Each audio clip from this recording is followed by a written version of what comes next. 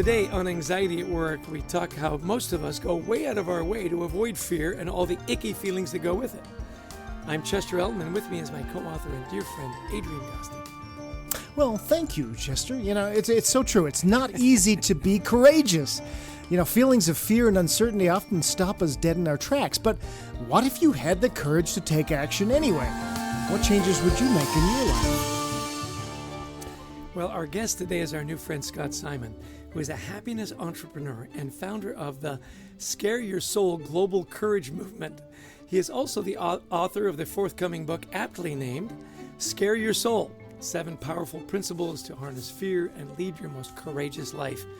Scott founded the Scare Your Soul movement in 2015, growing it from a single Facebook post to a global movement with 60 volunteer ambassadors.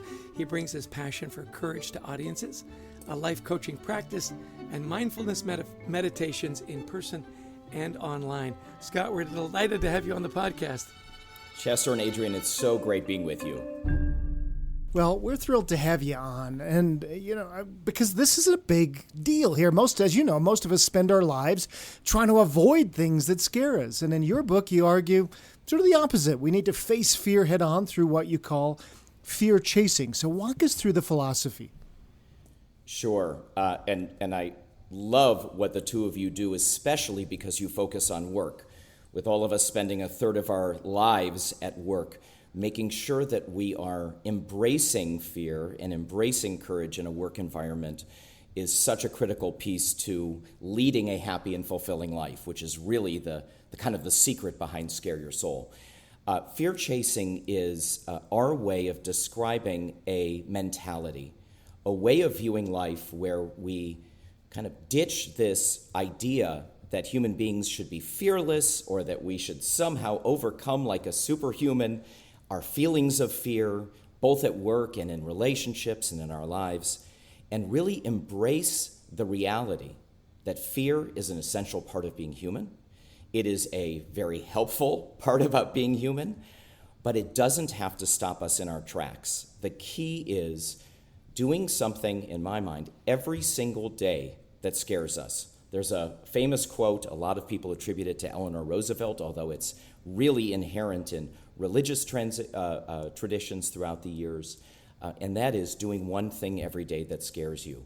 And it seems cliche, but just like anybody who wanted to run a marathon and know that they have to get out and lace up their shoes and run every single day or several days a week to be able to, at the end of the day, run that marathon, we believe very strongly that a courage practice, doing something every day where we seek out those things that make us feel a little anxious, that at the end of the day, that builds a courage muscle, and that leads to a great life. It's so interesting because when you say scare your soul, to me, I'm thinking, there's scare, and, the way you said that, it makes more sense to me. Like, to scare yourself, not terrify yourself, right? That's right. Scare myself, I'm thinking, why would I do that like every day? So I'm going to set a goal 365 times this year. I'm going to scare the crap out of myself. So it's doing something that's uncomfortable, that little bit of anxiety. So take us to the mental health challenges, because, we write a lot about anxiety at work and so on. And it seems to me that scaring your soul would be the last thing you'd want to do if you're suffering from anxiety, right? So what advice do you have for those people that are listening that have real challenges with well-being and they're comfortable in their rut? How is this going to help them build, as you said, that courage muscle? Sure. So I think the first thing is to realize that so many of the ways that we view our lives and the avenues and goals that we have in life are a little bit of an illusion. Dan Gilbert is a wonderful Harvard professor, a positive psychology and a psychology professor, who talks about the fact that we really are not great at the end of the day of projecting what the outcomes will be of the actions in our lives. We put a greater emphasis on the fact that we think that we know if we do X, Y, and Z that we'll progress in our careers, that we'll move forward, that we'll get that new title or that new salary, and we're going to be happy at the end of the day. The reality is twofold. A, we probably have much less of a hold on that outcome. There are just so many variables in life, and things happen in ways that we don't expect. And sometimes when we actually get those things that we think we want, they don't make us as happy as we think. We get that title, we get that salary, we get the corner office, and for a few days we feel great, or a few months, but at the end of the day, we revert back to a kind of our baseline. So when I hear of our participants and our ambassadors who are suffering from anxiety, and by the way, I consider myself to be a fearful person. I fear things every single day, and I've been practicing this for many, many years. And that, I think, is the mindset shift. It is that instead of trying to overcome fear or overcome the things that create anxiety, the unknown, uncertainty. Certainly after the pandemic, uncertainty has overtaken our lives, especially in the work environment. We don't know, will we have our jobs next month or next year? Will our companies be around? Will I be with my coworkers, or will I be working at home? There's so much uncertainty out there which creates anxiety. And the antidote to anxiety, in my view, is action. The antidote to anxiety is action. So our kind of methodology is, this isn't about jumping out of airplanes or quitting your job and moving to Bali. It is small actions every single day. And when we use the phrase scare your soul, in fact, my favorite emails that I get from our participants and our ambassadors is the following. Scott, you don't know me, but I get all of Scare Your Soul's materials and challenges. I scared my soul this morning, and I want to tell you about it. Yeah. And that means that they did something that morning. It was a hard conversation with a loved one. It was asking a boss for a raise. It was asking someone that intimidates them out for lunch. And once you do these small actions, the magic starts to happen. The feelings of confidence and self-efficacy increase, and we start to do the kind of things that we never thought that we could do before. Well, before we get into some of those stories, which I think are going to be really interesting, help us understand and define fear maybe a little bit, because you say, look, there's safety fear, there's self-generated fear, and as you say, people today are going through a lot of fear. There's fears of, okay, now what's happening with the economy? Am I going to get laid off after all this boom we went through and everybody was hiring and now are they not? People are afraid of, the fall of democracy in America, that there's all this fear out there. So help us understand fear and what we can control, what we can't. Sure. So I view fear very much as the critical, life-saving aspect of our beings that we have had within the limbic systems of our brains from the very beginning. Fear is meant to keep us safe. It's meant to keep us physically safe, emotionally safe. And as you know, when you feel fear, you feel it. It is a visceral mind and body response. In many cases, we feel fear and begin to react before we even can understand what's happening to us. That is as simple as crossing the street and we see a car coming fast the other way, or we're sitting in the office and our boss walks in and closes the door and looks at us and we have that moment. And the feeling that we have consistently during the day, whether it's a generalized fear or a very specific fear, can be very helpful. I separate it into two general categories, toxic fears and real fears. Real fears are those that keep us safe, keep us healthy, keep us on the right track. Toxic fears are those fears where we allow ourselves to ruminate, to be afraid of things like what others think of us, fears of failure, fears of loss, fears of change, the fears of things that have yet to happen, and our brains have created illusions and stories and we've all done this and we do this consistently. Those are the fears that can hold us back.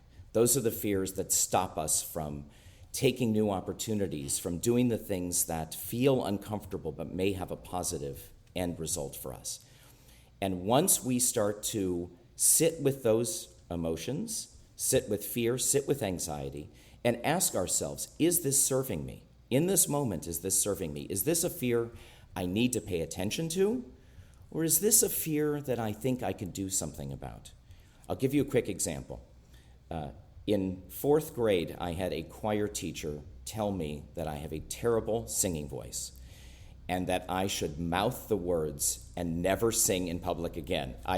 It was one of those traumatic moments that, I look back on it now and smile, but I will tell you that feeling stuck with me for probably 30 years.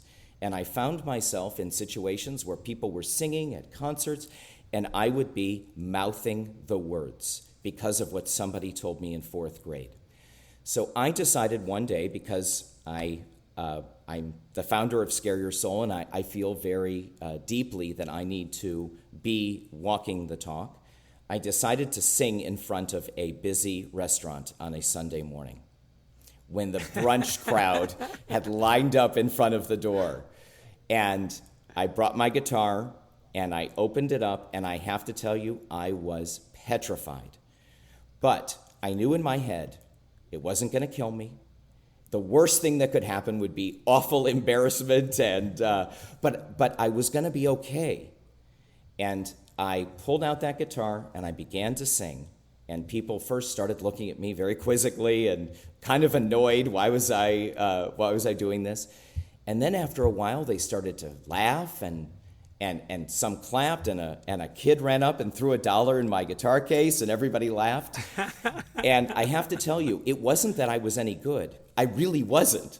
It was the fact that I did it, and the feeling afterwards. If you can, imagine yourself conquering something that isn't life-threatening, but has been kind of sitting on your shoulder for years maybe. That feeling afterwards was a feeling like I couldn't describe. It was freedom, it was joy, it was liberation, it was power. And that feeling is the feeling I want to cultivate in Scare Your Soul. And I will tell you that, we've put out probably hundreds of courage challenges over the past number of years. And even the littlest thing, buying a cup of coffee for a stranger, is another example. You feel this euphoria of being able to push your comfort zone, enter some discomfort, and then walk out the other side feeling magnanimous and powerful. And that builds, because that person then is going to do something to somebody else that day, and the ripple effect is going to come into play. And that's the other part of what we do, is that in a work setting or a communal setting, when we are more courageous, we affect people. And then they're more courageous, and they affect others. And then you're really talking about positive world change, not what the media or the political environment teaches us or affects us. It is human beings affecting each other positively. And in my mind, there's nothing that does that like being courageous. It's so interesting. You talk about the ripple effect. We talk about the ripple effect of gratitude. Like you said, this simple act of kindness. It's so interesting. We think back on our education, our coaches and our teachers and stuff, and they say, all this peer pressure, and aren't kids cruel to each other? That fourth grade teacher was pretty cruel. My guess is she probably said, hey, by the way, Scott, in front of the whole choir, you should just mouth the words, right? And that was part of it. One thing that you said that really resonated with me was the toxic fear, right? Things that we imagine that don't happen. My dad had a great expression. He said, don't tell me not to worry. 99% of the things I worry about never happen, right? And I'm convinced it's because I'm worrying about it. Well, you mentioned that you get these stories. People send you an email. What are some of your favorite stories about how Scaring Your Soul has really helped the people that you have in your community and that communicate with you? I'll tell you one of my favorites, and it was one of the first stories I ever heard when we created Scare Your Soul. One of our volunteers, that very first challenge, is a dancer and a powerful woman, physically and emotionally, charismatically. And I said to her, I want you to do a Scare Your Soul challenge. I want you to do something that really is going to be safe, but it's going to put you in that moment of discomfort. And she said to me, I'm not scared of anything. And I said, oh, no. Yes, you are. I want you to take some time and think about it. I want you to come back. And she came back to me and she said, I'm going to hold hands with somebody in a mall. And I said, hold hands with somebody in a mall.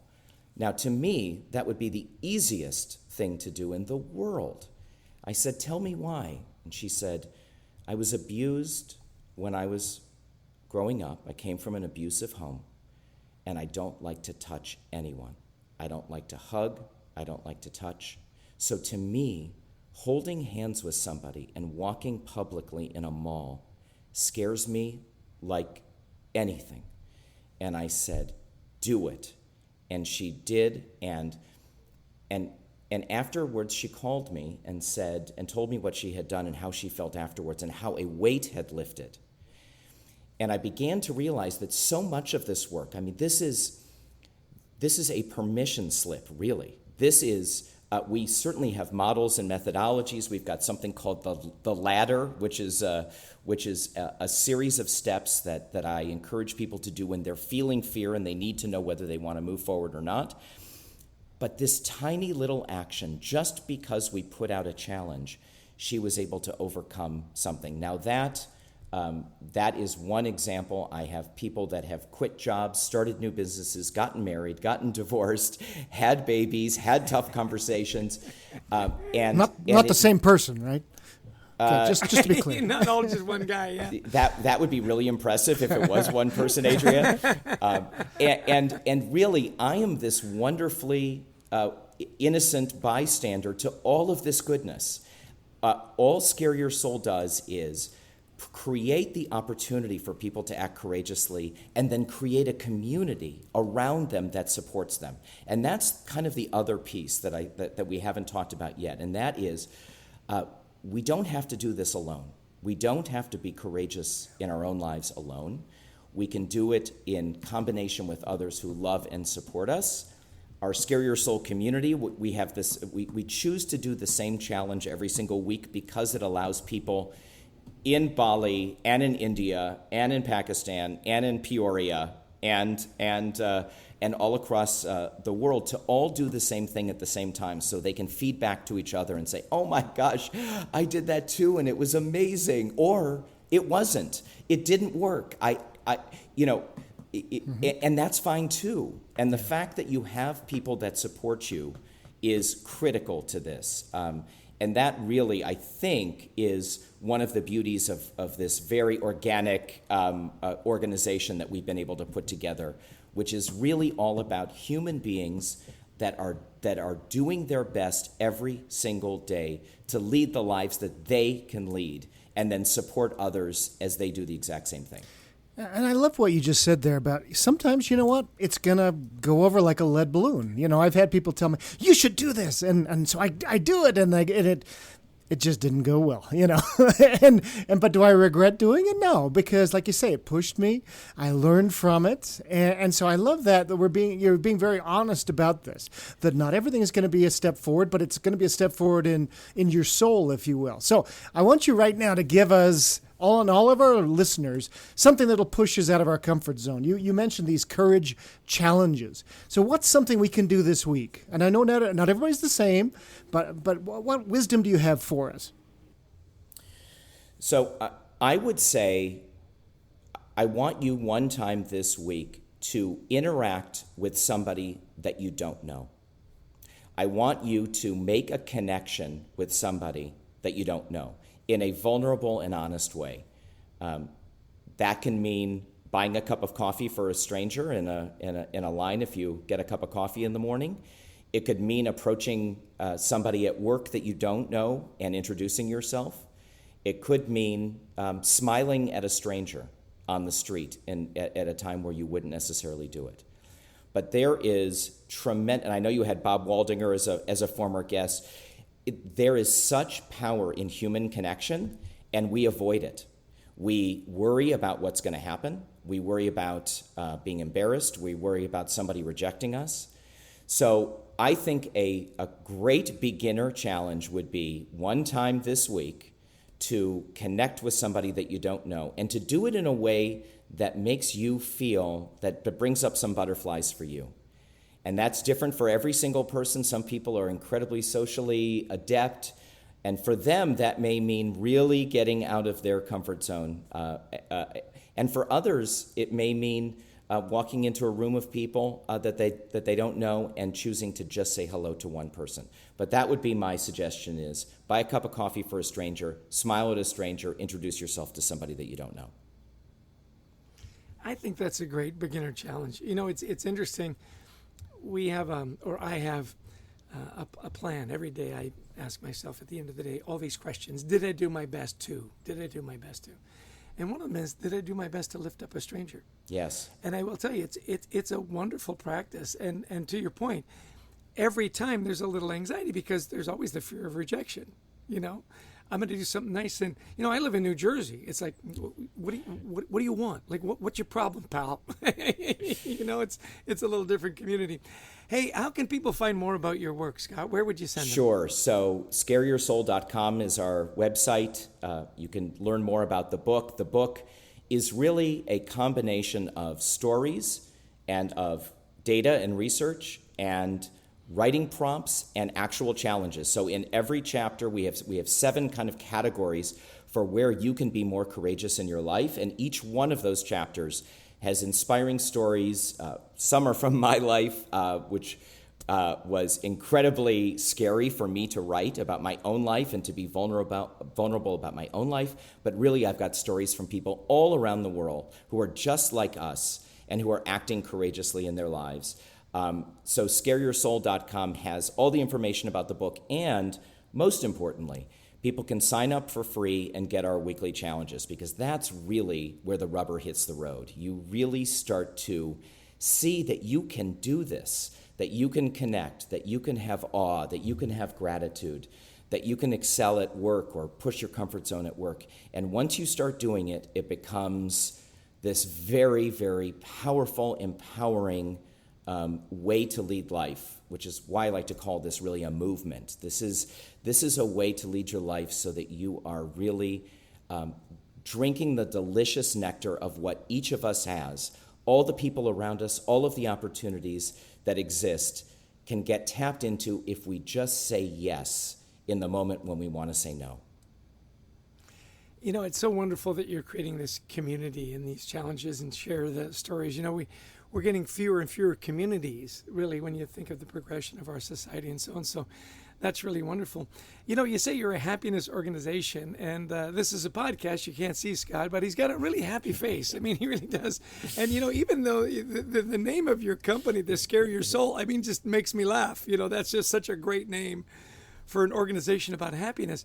But what have you found is that link between happiness and scaring your soul? You've talked a little bit about the connections, but it really is deep for you, isn't it? It really is. And my deepest passion in life is creating happiness for myself, for my family, and for others. And I think, Chester, to put a fine point on it, there are so many ways up the mountain. And I think if you look at our religious traditions, if you look at the way we raise our families or cultivate our friendships, at the end of the day, if you peel back the onion, we all want to be happy. We all want our loved ones to be happy. And there are multiple ways of accessing that. And whether it's social connections like Bob Waldinger talks about, or a mindfulness practice, or gratitude, religion, or a sense of transcendence or awe, to me, the most powerful path up that mountain is courage.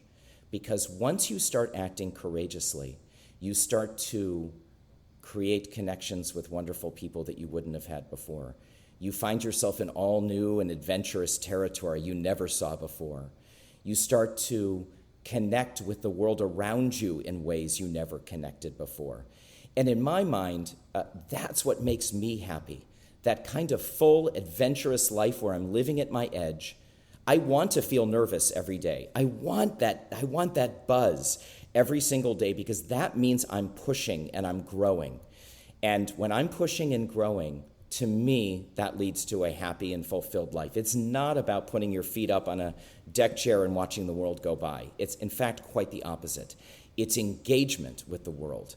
And we engage best when we're pushing that comfort zone that is so easy to fall into. In a work environment, think about how many people are in a rut and how many people haven't pushed And ruts create anxiety. We feel stuck. We don't know how to get out. We don't know how to move.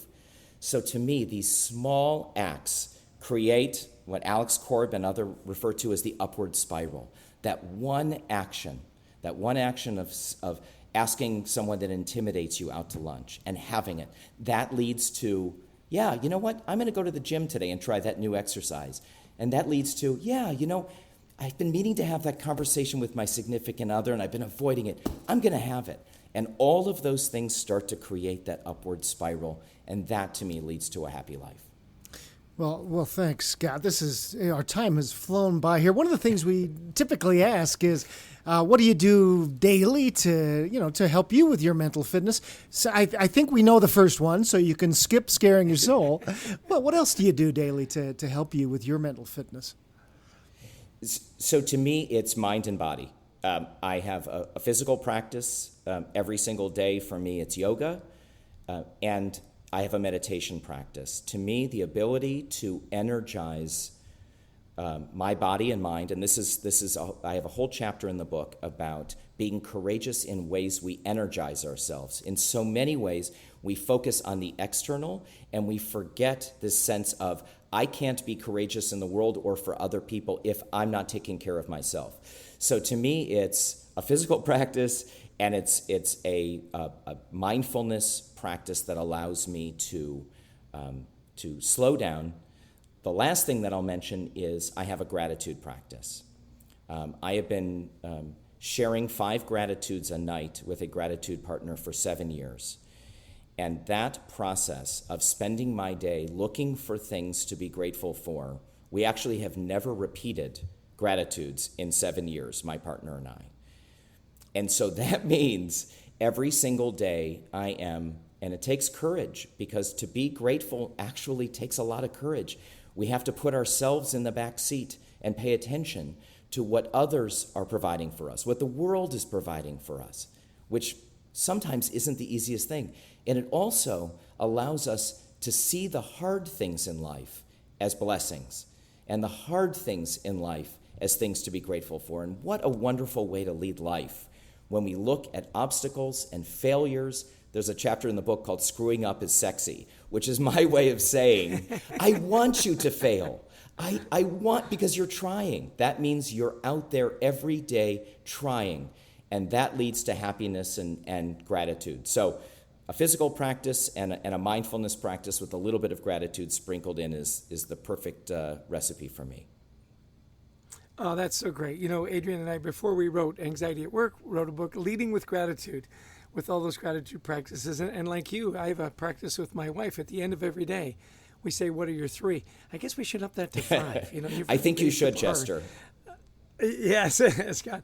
Hey, listen, we're in the lightning round. So if there were like 2 things you wanted people to take away from our conversation today, what would those 2 things be? Number 1 is action is the antidote.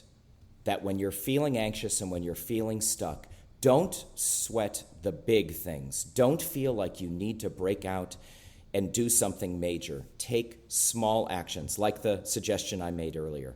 If you go to our website, we've got countless other free challenges and examples for you to be able to delve in and do that. So action is the antidote. The other is really just going back to the original point, is to maintain an attitude of doing one thing every day that scares you. That it's okay and to be afraid, and actually it's great to be afraid. We want to feel fear because the fear edge is where we grow. So an attitude of action, and then an attitude of welcoming a moment every single day that pushes your comfort zone and gives you a little scare, and it'll start to build, and the confidence will open up new avenues that you never thought were possible. 2 great takeaways. Hey, listen, you brought the joy and a little bit of anxiousness and a little bit of scare to us today, so that's really great. We can't thank you enough for your time and your mission and your vision, and clearly the lives that you're impacting all over the world. So thank you very much. Thank you both so much. Well, just such an interesting idea here. Very simple, but very powerful, this idea of pushing ourselves out of our comfort zone. You know, I talk to so many people who think, you know, the meaning of life is to be calm and find peace and And Scott's saying it's kind of the opposite. Yeah, I think that's because you're English. You know, you're born in England. Just steady as she goes, boys. Steady as she goes. Exactly. You know? I really loved his idea of fear chasing. Like you chase it. To your point, set a goal to be uncomfortable every day. I mean, do something. And I love this challenge to all our listeners and to you and me today. Approach somebody, a stranger, and buy them a cup of coffee, or smile, or tell them that you like their beard or their sneakers or whatever it is. Those little things that. I like your machete. Yeah. See, that's probably not a good one. But is that gun loaded? Something like that. What I really appreciated about that is he says, once you start doing it, it empowers you. Yeah. It brings that joy. And wasn't that an interesting connection? Right. And as we know from writing Anxiety at Work, look, fear, that's our limbic system kicking in, right? It's meant to keep us safe. And so I like how he's defining, look, we got toxic fears, we got real fears. If I'm walking down the road, you hear a loud noise coming at you, that's fear for your safety. Those are important. But toxic fears, what are others thinking of us? I'm afraid of change. I'm afraid of what will happen if I do this thing. And it's, in many cases, those are holding us back. So, the questions are, is it serving me to hold on to this? And what can I do to move a little past this? And that's the key question, right? Is this serving me? So funny you mentioned that thing about a car. On my walk this morning, I'm walking along in a car to try to park on the side of the road. The hubcap rubbed up against the curb, and there was this big noise. And I immediately jumped up on the grass. I thought, this is I'm a dead man. So that's the good fear, right? That spurs action. Yeah. I think that key question, is this serving me? Is this helping me become better, is so important.